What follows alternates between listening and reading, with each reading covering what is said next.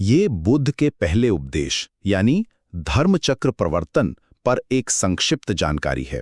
तो ज्ञान पाने के बाद बुद्ध ने अपना सबसे पहला और शायद सबसे जरूरी संदेश कहाँ दिया होगा? उन्होंने चुना वाराणसी के पास सारनाथ, जहां उनके 5 पुराने साथी तपस्या में लगे थे। हाँ, वही सारनाथ जहां मृगदाव यानी हिरणों का पार्क था, और बाद में हमें अपना राष्ट्रीय चिन्ह अशोक स्तंभ भी वही मिला। पहला, बुद्ध ने ना उस टाइम की 2 एकदम अलग सोच को नकारा। एक तो खूब ऐशो आराम और दूसरा शरीर को बहुत ज्यादा कष्ट देना। उन्होंने कहा, नहीं, रास्ता बीच का है, मध्यम मार्ग जो शांति और असली ज्ञान तक ले जाता है। और यही उन्होंने बताए 4 आर्य सत्य कि देखो, जीवन में दुख तो है, उसका कारण भी है जो कि इच्छा है, पर अच्छी बात यह है कि इस दुख का अंत हो सकता है, और हां, उसका एक रास्ता भी है। दूसरा, अब ये रास्ता क्या है? इसे कहते हैं अष्टांगिक मार्ग।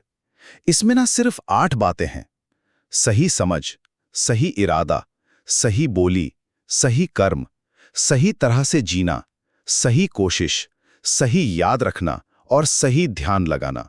बुद्ध ने कहा कि बस इसी रास्ते पर चलकर दुख खत्म होगा और निर्वाण मिलेगा। और तीसरा, पता है, ये बातें सुनकर वो 5 तपस्वी बुद्ध के पहले शिष्य बन गए, और यहीं से बना पहला बौद्ध संघ, मतलब बौद्ध धर्म का समुदाय।